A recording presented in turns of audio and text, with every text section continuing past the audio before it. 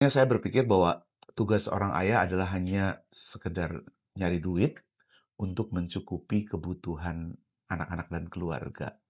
Ternyata kehadiran seorang ayah itu tidak hanya, sekedar mencukupi kebutuhan mereka saja, dalam hal finansial ya. Bahkan, sesibuk apapun saya setiap hari sekarang, saya selalu ngobrol sama mereka. Saya selalu bermain dengan mereka dengan berbagai permainan yang akhirnya itu membuat, eee, komunikasi dan bonding kami cukup dekat sekali.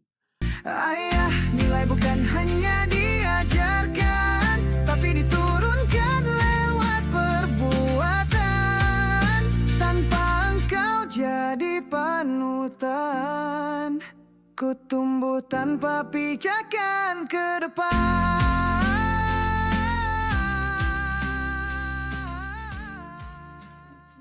Halo, saya Roni Waluya, pekerjaan saya adalah seorang penyanyi, seorang presenter, MC, juga seorang trainer untuk, communication skills dan public speaking.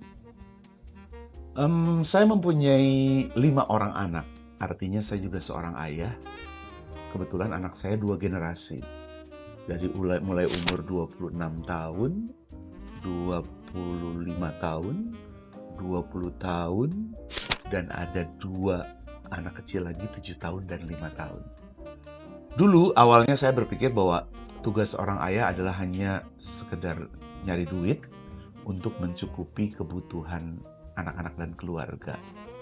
Jadi, eee, kebanyakan waktu saya habiskan adalah untuk bekerja untuk memenuhi semua kebutuhan finansial keluarga. Dan apa yang terjadi, banyak waktu yang hilang buat anak-anak saya. Kerja berangkat pagi, pulang malam, saya tidak tahu perkembangan dan pertumbuhan anak-anak. Yang saya tahu, anak-anak tambah makin panjang aja, tapi tumbuhnya saya nggak tahu.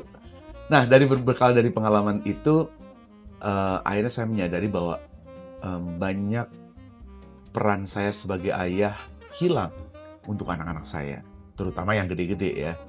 Nah, dari pengalaman itulah saya, mulai merubah. Ada hati yang manis dan penuh, tentu saja kan ku balas seisi. Ternyata kehadiran seorang ayah itu tidak hanya, sekedar mencukupi kebutuhan mereka saja, dalam hal finansial ya. Tapi saya pikir ternyata anak-anak itu juga membutuhkan kehadiran kita di tengah-tengah mereka. Apa yang saya lakukan dulu-dulu mulai saya kurangi. Ya, kalau alasannya kesibukan, semua orang pasti sibuk lah. Apalagi kalau misalnya seorang ayah bilang, "Ya kan, gue sibuk juga untuk keluarga." Tapi tidak begitu dengan anak-anak ternyata gitu. Jadi di anak-anak saya yang 2 terakhir ini, yang ketiga malah, apa yang saya lakukan, saya mencoba untuk, mulai melibatkan anak saya yang ketiga ini, karena saya kan punya pelatihan public speaking dan, communication skills. Jadi saya menjadikan anak saya ini adalah menjadi salah satu fasilitator ketika saya harus bekerja. Dan dari situ saya berpikir bahwa, oh ternyata kalau anak itu dilibatkan di kegiatan kita, ada, waktu-waktu kita bisa bonding dengan dia gitu loh. Waktu ngobrol lebih banyak, chit-chat dari hati ke hati, menanyakan perkembangan sekolahnya, kemudian, bagaimana, pergaulannya, dan itu menumbuhkan kedekatan saya sama anak saya yang ketiga. Yang 2 lebih besar, ya okelah itu adalah kesalahan yang tidak boleh saya ulang gitu loh. Dan, untuk anak yang keempat dan kelima, ya karena mereka juga masih balita, saya mencoba untuk menerapkan konsep yang jauh lebih berbeda. Saya selalu menyempatkan diri setiap harinya untuk bermain dengan mereka. Bahkan anak saya yang keempat ini kan sudah kelas 1 SD sekarang. Setiap hari, mmm, saya bertekad sama diri saya untuk, mmm, setiap paginya saya mengantarkan dia ke sekolah. Karena sebenarnya sih fungsinya dua.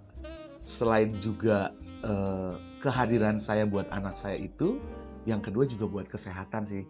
Karena saya nganternya nggak pakai kendaraan bermotor, nggak pakai. Jadi saya jalan kaki dari rumah ke sekolah. Itu saya lakukan tiap hari. Bahkan sesibuk apapun saya setiap hari sekarang, saya selalu ngobrol sama mereka. Saya selalu bermain dengan mereka dengan berbagai permainan yang akhirnya itu membuat komunikasi dan bonding kami cukup dekat sekali. Jadi saya kira setiap ayah bisa melakukan ini, kembali ke apakah kita punya goodwill untuk itu gitu loh. Jangan hanya ngomong, ya sibuk nyari duit. Ya emang itu kewajiban seorang ayah gitu kan.